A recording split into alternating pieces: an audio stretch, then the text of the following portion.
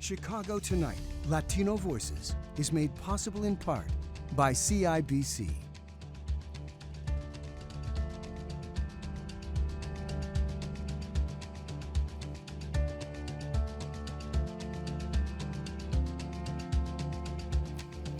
Good evening y bienvenidos to Chicago Tonight, Latino Voices. I'm Hugo Balta, WTTW News Director and your host. Thank you for sharing part of your weekend with us. What a week. Tonight, a group of local journalists will talk about what we've seen and what we can expect to see from the newly inaugurated President Joe Biden and Vice President Kamala Harris. A pathway to citizenship and expediting green cards for so-called dreamers. Paris Schuts with special guests on the Biden administration's immigration plan and what it could mean for the Chicago region. Chicago es hora de conocer a los vecinos. For the first in our new series, Neighbors, we'll meet a remarkable East Side family who has helped feed their community for more than 40 years.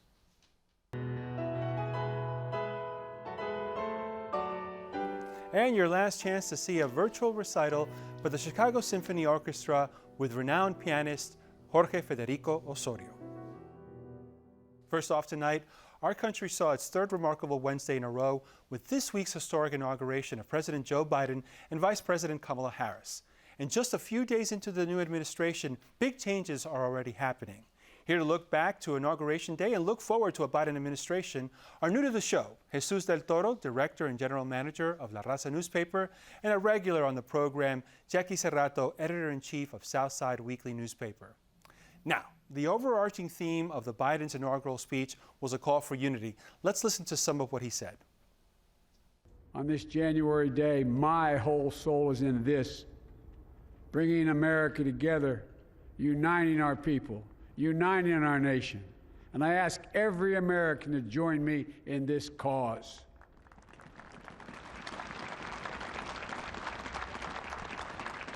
Uniting to fight the foes we face: anger, resentment and hatred, extremism, lawlessness, violence, disease, joblessness, and hopelessness.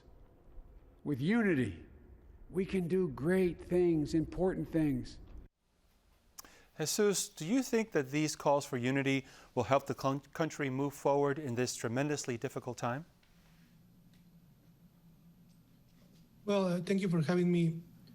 It's useful a lot as a symbolic measure first, because the climate that we were experiencing before was so harsh, so polarized, that a sense of, or a call to unity to think better everything is very important. Of course, it's not enough. We will need a lot more to be able to start some sort of reconciliation and to heal.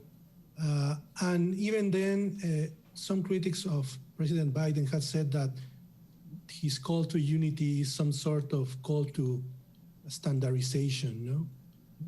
But in fact, I don't think that is the thing that he is conveying or trying to say, because he wants to have the country united in line with the true principles of this republic and with the civics that anybody need to follow in, and to make a, hard and strong separation with all the radicalization and the insurrection that we saw in the past. Yes. And also with the not just this what happened in the Capitol, but what we have been listening from former President Trump for many years, which was division, stigmatization. Yeah. And one of the things that we saw, one of the other things that we saw, was a Black and Indian woman, Kamala Harris, take the second highest office in the nation. Jackie, what are your thoughts on a Kamala Harris vice presidency? How involved and active do you expect her to be? Well, I think overall there's a palpable sense of relief. As JESÚS just mentioned, we had 4 years of lies, 4 years of racism and fear-mongering by Donald Trump and his allies, right? Which, as we know, culminated in an assault on the nation's capital. But the cancer of white supremacy was present in the country before Trump instigated the mob, and it will fester long after he is gone. So Kamala Harris being vice president is definitely symbolic of hopefully a new era. And people want to see the Biden-Harris administration succeed in undoing a lot of the harmful policies under Trump. And those policy changes have to reflect the demands, the demands for Black lives, the demands for the humanization of immigrant and Latinx people, of trans and LGBTQ people, and the working class. So I think we are closer now than we were a couple of weeks ago. Yeah. Biden, the candidate, made many promises to the Hispanic Latino community: immigration, education, health and employment equity, among others. Jesus, which do you think he needs to tackle first? Well, first is the need for more support against COVID and the current economic crisis, because it's the immediate threat to the lives and the health of our communities. But immigration is also very important, because it's a long, struggle that all of our communities have been experiencing for many years, with many promises that were unfulfilled, many believing that the idea of immigration reform was not something that was going to come, but just a tool from politicians to control the vote of the Latinx communities, which in part is true, or was true. And now I believe that President Biden and his administrations need to do many ways in parallel with those. Racial justice is also very important for the Latino community and for the country in general. But the COVID-19 relief is critical, and because it's part of our survival right now. Certainly, COVID-19, I'm sorry to interrupt, but certainly COVID-19 is top of mind, especially with the vaccinations and the distribution to all communities, especially Hispanic Latino communities that were so harshly hit by the pandemic. Another first that happened this week was Biden was the first president to ever mention white supremacists in an inaugural speech, and one of his first acts in office was to end the 1776 commission promoting so-called patriotic education. Jackie, what do you think these moves signal to America's communities of color? Well, I think that the country is going through a reckoning right now, where we are reevaluating what are our values and the systems that we have in place. And just because Trump is gone doesn't mean that racism is gone, right? It doesn't mean that we're automatically going to have justice, because the Democrats, especially the moderate ones, had a lot to do with Trump winning. So just because we have quote unquote won doesn't mean that we can trust the process. But I think there are good indicators that things will improve for communities of color. Biden, for example, already imposed a 100-day moratorium on deportations that begins this week, I believe January 22nd. And this is going to pause deportations for 100 days to review and ensure that there is a fair and effective due process. Before I let you guys go, one of the things that I noticed in social media about President Biden's awful office decor choices, in particular, it was a bust of Mexican-American labor rights activist Cesar Chavez. Jesus, what does that signal to America's Latino community and labor rights movements? Well, it's interesting, of course. Some say that could be a sign that the commitment of President Biden to support and to help the Latino communities is authentic. It's not just one more political move like we had in the past with other politicians.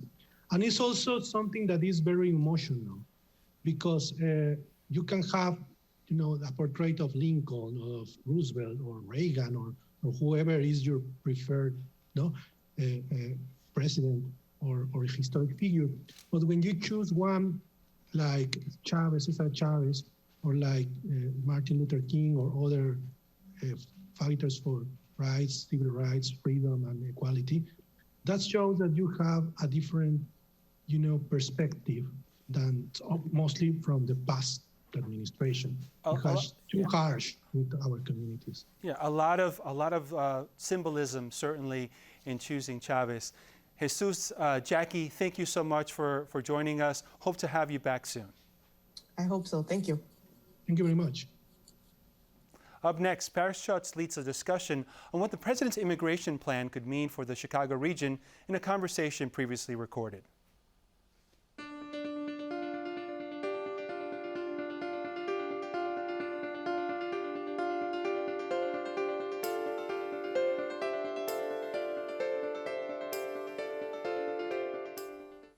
President Joe Biden this week announced legislation that would overhaul the country's immigration laws.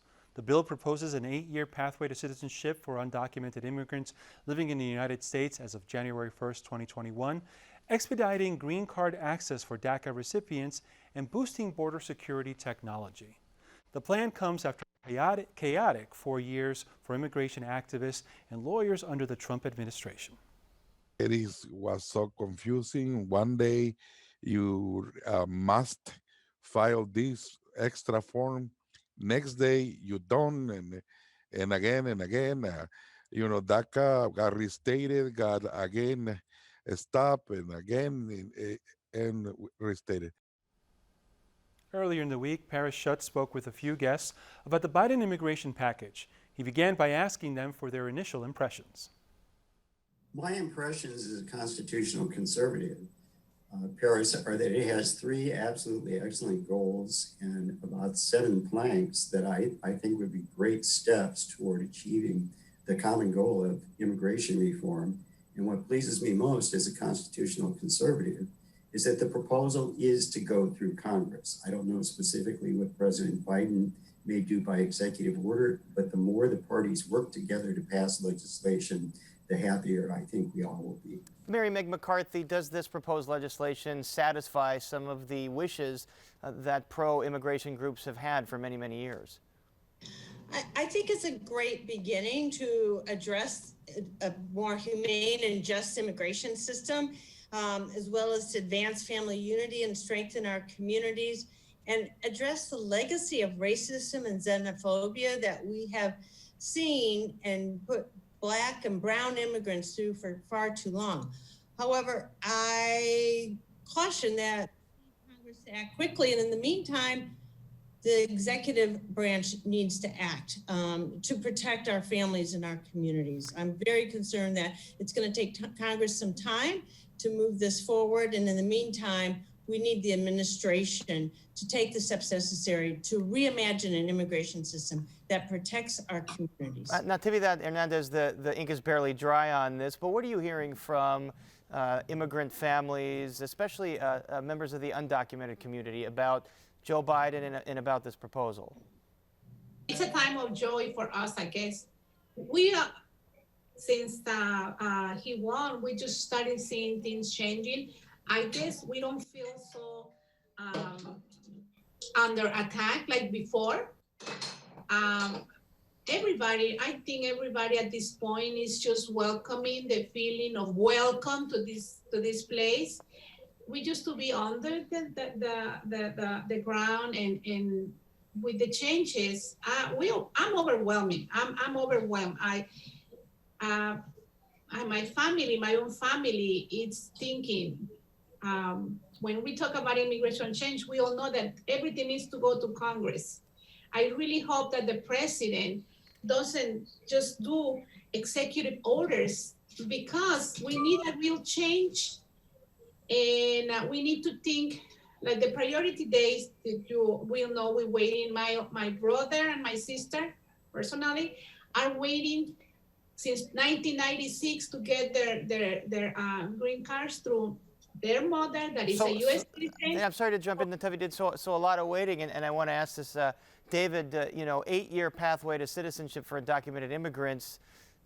In the past, opponents to something like this have called it amnesty to try and block an effort like this. Is there any worry or concern that folks that have been waiting for green cards or have been going through the system and have been put on hold, that these folks could jump to the head of the line? I think that question is probably better addressed to members of the immigrant community, but that is not my understanding of how the plan is going to work. What it's going to do is, I understand it, is to shorten a 13-year time frame to an 8-year time frame, 5 years to get a green card, 3 years then to apply for citizenship. But DACA and the Dreamers will essentially immediately get their green cards and will only have a 3-year wait. Mary Meg McCarthy, the president is also proposing to limit some of the action that was undertaken under the last administration on ICE with aggressive deportations. How might the president accomplish that? Well, we know this evening he passed 3 executive orders. He repealed the Muslim ban. He fortified the deferred action for childhood arrivals, DACA, and halted the border wall construction. And the 4th one we're waiting. He promised that he would issue a moratorium on deportations that would provide time for the administration to develop a system that would ensure the protection and safety of our communities who've been living in constant fear of deportation. And this moratorium must include a plan addressing the immigration detention system. For those currently in jail, they are at risk, especially now with COVID. So we need to think of a comprehensive system right now through the administration to stop the deportations and to ensure that people are able to have a fair day in court, and that we have a system that ensures equitable and just adjudication of these. Ms. Hernandez, another executive order is supposed to deal with reuniting the broken up families at the border, the very controversial policy from the last administration. Are you confident that the government can successfully do that? I really hope so. I really trust that. I mean, I trust the government to do it. The first thing is just to stop separating families right now. And the second thing is just to try to find out the parents of those children that are still being separated and apart from their parents. David Applegate, you mentioned as a constitutional conservative, you like this legislation, especially the fact that it is legislation and not being done through executive orders. Do you believe there are 10 Republicans in the Senate that would sign on, assuming that the Senate keeps its filibuster rules and they would need 60 to effectively pass legislation? Well, Mitch McConnell is a lot better at counting votes than I am, Paris, but I have genuine hope, that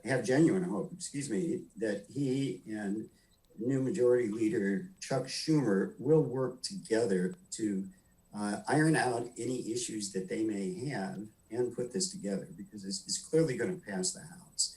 And where I entirely agree with Natividad and disagree with Mary is that this needs to be handled as legislation by the people speaking through their representatives, so that we can actually have comprehensive immigration reform, as our new DHS head, Alejandro Mayorkas, says, rather than implement things through executive order, which is going to alienate people from the other party and be subject to reversal whenever a new administration comes in. The new DHS head. Mary Meg, did you want to respond to that? No, I mean, I am fully supportive of legislative change. Believe you me, we need a major shift. And I think this legislative proposal that the administration has presented is a bold proposal that we've never seen before. So I am totally in favor of that.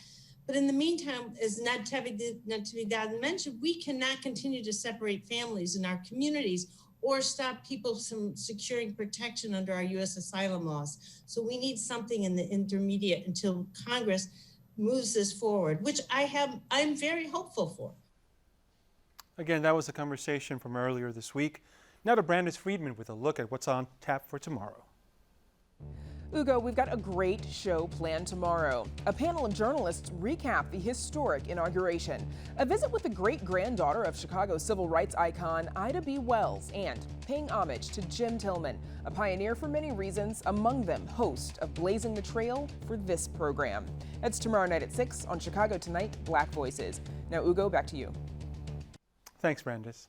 And finally tonight, we'd like you to meet The Neighbors, a new series showcasing the great work of our community's unsung heroes. For more than 4 decades, the Rodriguez family has run a community food pantry out of their East Side garage with little more than their own hands. Now that alone is enough to pique our interest in their story, but as we talked outside of their pantry garage and day turned into night, we learned about the spirit of inclusivity, service, and love that spurred the food pantry's creation. It all began when Lali Rodriguez, who's hearing impaired, met her future husband. I started by asking her how she met the man with whom she built a food pantry and a family. I was talking to a guy that lived in the next parish, St. Forsyth, St. Albans. we kind of knew each other. And then Bob comes in, and Rich said, "Hey, Bob, I want you to meet somebody." And he comes up to me and looks at me and says, "I'm going to marry you." And I, Wow, right out of the gate. Wow. yeah. And then later on, I asked him, "Why did you feel that way?" And he said, "Because I had a dream that something important was going to happen to me when I walked in there." That dream came true. Bob and Lolly married and moved to their East Side home in 1979. So you and your husband Bob started this pantry. Tell us about what inspired you to start this work. We both knew what it was to go without.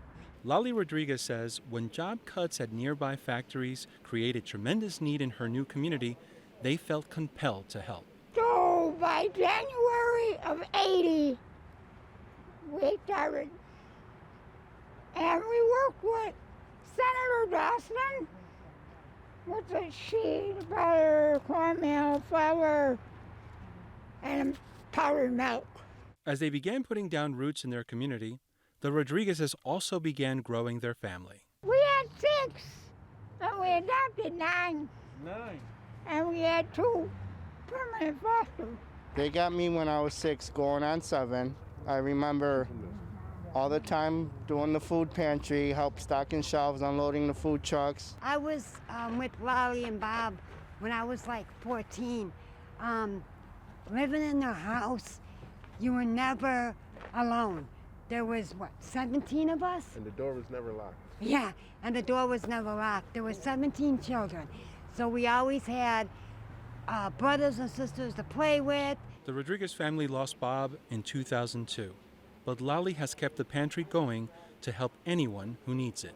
If they come here with for food, we'll give it to them, So, and that's always been one of the things that they liked about Lolly and my mother and father's food pantry is that they did not discriminate and they did not turn down people for lack of information. And running the pantry continues to be a family affair.